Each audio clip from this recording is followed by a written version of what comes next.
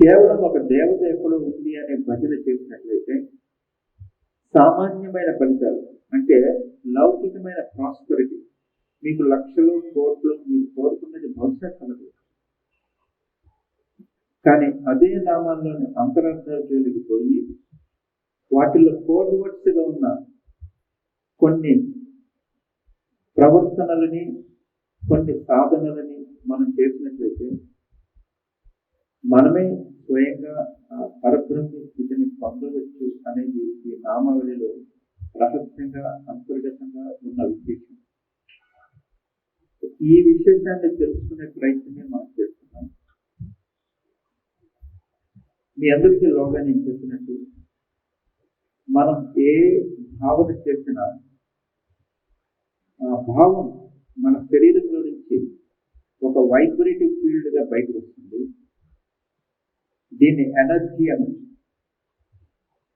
తక్కువ రకమైన ఉదాహరణ చెప్పాలంటే, ఒకడు మంచి అందమైన బట్టలు వేసుకున్నప్పుడు పక్క వాళ్ళు ఎవరో అదే పనిగా ఏడిస్తే ఆ బట్టల మీద మరక పడటము, మురికి పడటము, అవి పాడైపోవడము హాయిగా జరుగుతుంది. ఎందుకు జరిగింది అంటే ఏడుపు అనే భావం ఒక ఎనర్జీగా ప్రొడ్యూస్ అయ్యి ఆ వ్యక్తిని గుర్తింపజేస్తుంది. శక్తికి కారణము, పాపము, పుణ్యముతో సంబంధం లేదు. ఏడ్చిన వాడు అన్యాయం చేస్తున్నాడు, మంచి బట్టలు కొడుకున్నవాడు తన శారీరక కష్టంతో, కాయ కష్టంతో మాత్రమే ఆ బట్టలు కొనుక్కొని న్యాయవంతుడై ఉండవచ్చుగాక, ఏడ్చేవాడు మూర్ఖుడై ఏడిస్తే మాత్రం దాని ఎఫెక్ట్ పడవలసి వస్తుంది. ఇది ప్రపంచంలో మీ అందరికీ అనుభవపూర్వకంగా ఉన్న విశేషం. అదే రకంగా ప్రతి మాటకి ఒక ఎనర్జీ ప్రొడ్యూస్ అవుతుంది. అటువంటి ఎనర్జీస్ లో ఈ లలిత నామాలని మీరు ఒక రాగయుక్తంగా అదే పనిగా స్తోత్రం చేస్తున్నట్లయితే వాటిల్లో నుంచి వచ్చే ఎనర్జీ మీ జీవితానికి మేలు కలిగిస్తుంది. కానీ అది పరిమితమైన మేలు మాత్రమే. అంటే లౌకికమైన జీవితంలో మీ ఉద్దేశం ఎలా ఉందో అలాంటి ఫలితాన్ని మన ఉద్దేశం ఏంటంటే చాలా మంది దేవతార్చనలో సుఖాన్ని కోరట్లేదు. ఎందుకంటే సుఖం ఎలా సంపాదించాలో వాళ్ళకి తెలుసు, డబ్బు వస్తే చాలు. అందుకని పూజ చేసే ప్రతి ఒక్కరు నాకు డబ్బు మిగతా సంగతి నేను చూసుకుంటా అంటున్నారు. వాడికి డబ్బు వస్తుంది కానీ సవాలక్ష డబ్బులు కూడా వస్తున్నాయి. ఆ డబ్బు అనుభవించలేని స్థితిలో ప్రార్థించవలసింది ఏంటో తెలియక మనం అడ్డగోలుగా మన పౌరాణికులు ఇచ్చిన పరమాత్మకమైన ఈ టెక్స్టులన్నింటినీ కూడా లౌకికంగా భజన చేస్తూ కాలం గడిపి పారేస్తున్నాం. ఒక చిన్న ఉదాహరణ లోగా మీకు చెప్తుంటే, ఒకడికి బాగా ఆకలి వేసింది. ఆకలి వేసింది అని పట్టువాడిని అడిగాడు. అక్కడ ఒక పొట్లంలో ఏదో తినుబండారం ఉన్నది, ఆహార పదార్థం ఉన్నది. ఆకలి వేసిన అతనికి ఆ పొట్లంలో తిను అని పక్కన చెప్పాలి. అయితే ఆయన పెద్ద కవి, శాస్త్రిక్ పండిట్. అందుకని నీ ఎదురుగా ఉన్న పొట్లంలో ఓపెన్ చేసినట్లయితే నీకు ఆకలి తీరుతుంది అనే సంస్కృతంలో ఒక శ్లోకం రాసి ఇతను చేతికిచ్చాడు. ఇతను దాన్ని చదివాడు. నీ ఎదురుగా ఉన్న పొట్లం ఓపెన్ చేస్తే నీ ఆకలి తీరుతుంది అని. అది అతనికి అర్థం కాల, సంస్కృతం తెలియక. పక్కన ఆయన అడిగాడు ఏంటిది అని. అది చదువుకో అన్నాడు. మళ్ళీ చదివాడు. నాకు ఆకలి అవుతుందా బాబు, సంగతి ఏంటో చెప్పాను. అది చదువుకో అన్నాడు. ఇది చదువుతుంటే ఏంటి, ఆకలి తీరుతుందా అంటే ఎస్. అది చదివి అర్థం చేసుకుని నీకు ఆకలి తీరుతాను. ఇతను ఏం చేసినాడు, ఒక 100 సార్లు చదివాడు. అర్థం ఏం అర్థం కాదు. ఆ రోజు ఇంటికి పోయాడు, వేరే చోట భోజనం చేశాడు. అయితే చాలా మందికి ఈ విషయం చెప్పాడు, ఈ శ్లోకం చదివితే ఆకలి తీరుతుందంట. అక్కడి నుంచి అందరూ ఏం చేశారంటే దానికి ఓం ఐం హ్రీం శ్రీం కలిపి ఓం ఆయన శ్రీం శ్రీం ఎదురుగా ఉన్న పట్లం ఎక్కితే ఆకలి తీరుతుంది ఆయన మహా అంటూ మొదలుపెట్టారు. 100 సార్లు చదివారు, 100 సార్లు చదివారు, 1000 సార్లు చదివారు, ఆకలి తీరట్ల. దేనికంటే ఆ శ్లోకంలో ఉన్నది ఆచరించాడు తప్ప స్తోత్రం చేయాల్సింది కాదు.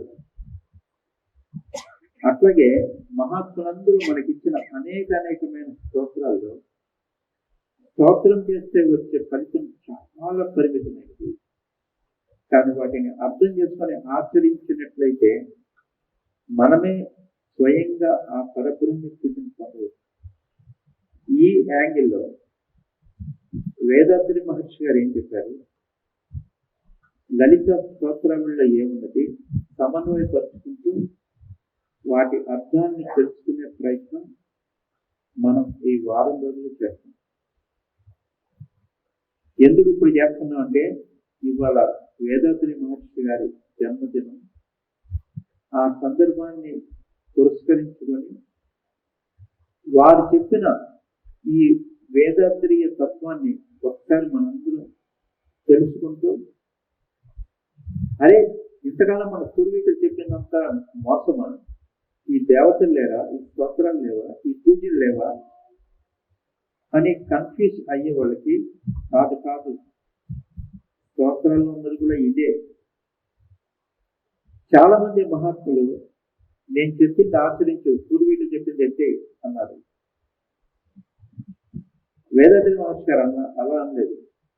నేను చెప్పిందే నీ పూర్వీకులు చెప్తాను ఆయన. అందులో ఏముంది? ఏమో మీ భాషలో ఏ శ్లోకంలో ఏముందో నాకేం తెలుసు. నేను దర్శనం చేసి చెప్పిందే ఆ శ్లోకాల్లో కూడా ఉంటుంది. ఒక భగవద్గీతలో కూడా నేను దర్శనం చేసిందే ఉంటుంది. ఒక విష్ణు సహస్రనామంలో కూడా నేను దర్శనం చేసిందే ఉంటుంది. ఒక లలిత సహస్రనామంలో కూడా నేను దర్శనం చేసిందే ఉంటుంది. కాబట్టి మీరు దాన్ని స్టడీ చేసుకోండి అని చెప్పారు. ఒక సందర్భంలో నాకు అన్నారు, చూడు రావు, మనం ఈ అద్వైతాన్ని బోధించేటప్పుడు ఏమీ లేదు, పరమ నిర్మలమైన దివ్య వ్యోమాన్ని భావించండి, అదే మీకు అన్ని రకాలుగా సహాయ సహకారిగా ఉంటుంది అని మనం చెప్పినప్పుడు, అయితే ఇంతకాలం మనం ఆచరిస్తూ వచ్చిన దానికి విలువ లేదా అనే డైలమాలో పడి ఇవాళ ఒక వేదాద్రి మహర్షి గారే కాదు, అనేక మంది మహాత్ములు డైరెక్ట్ గా అద్వైతానికి అనుసంధానం చేస్తాం, నేను చెప్పింది ఆచరించండి అని చెబితే చాలా కాలం ఆచరించి కూడా మళ్ళీ పాప సంతులు గెలుపుతాం. ఈ సందర్భంగా ఒక వైజ్ఞానికమైన అవగాహన చేసుకుందాం.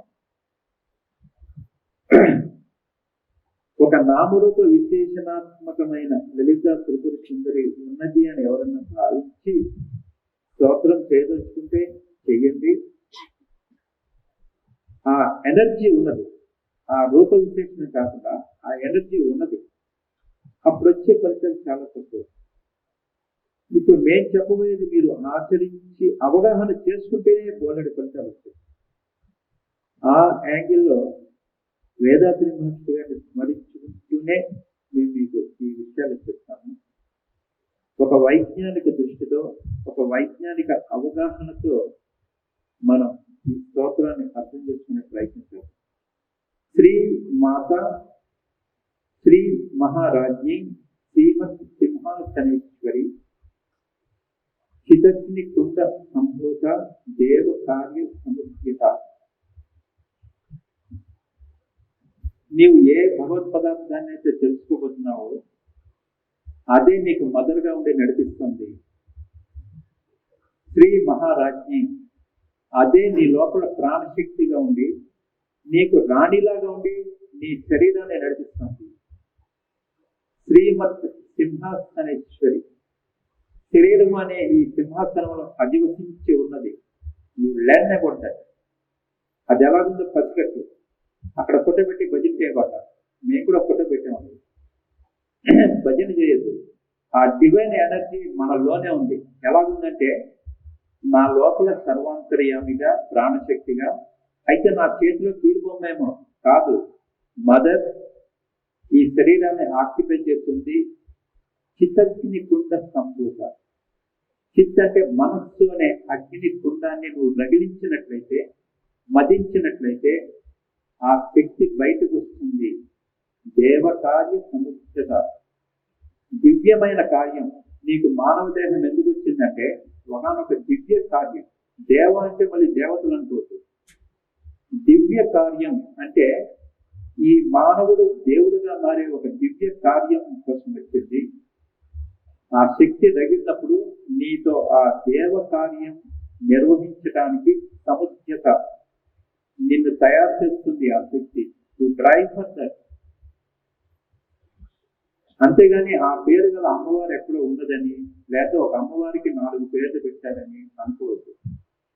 చాలా మంది దీన్ని అతి రహస్యం, మహారహస్యం చేశారు. ఇందులోనే చివరికి ఏం చెప్తున్నారంటే, ఈ శక్తిని ఎలా ప్రజ్వలింపజేయాలి, ఎలా ఆరాధన చేయాలి, అంత రహస్యంగా ఈ కోడ్లు చెప్పినప్పటికీ చివరిలో ఏం చెప్పారంటే, ఆబాల గోపాల విహిత సర్వానుల్లంఘి శాసన శ్రీచక్ర రాజనిలయ శ్రీమత్ త్రిపుర సుందరి అన్నారు. అంటే ఓం శ్రీం ఐం హ్రీం ఆబాల గోపాల విజితాయ నమః అంటే అసలు అర్థం ఏంటి? బాలుడి దగ్గర నుంచి గోపాలుడు అంటే చదువు సంస్కారం లేని వాళ్ళ వరకు కూడా విదిత, ప్రతి ఒక్కరూ తెలుసుకోదగినది. ఇది రహస్యం కాదు. దీన్ని పరమ రహస్యం చేసి అర్థం కాని విచిత్ర విషయంగా మార్చేసి సీక్రెట్ చేసేసి ఎంత సీక్రెట్ చేశామంటే ఇప్పుడు దీని అర్థం ఎవరు చెప్పలేకపోతాం.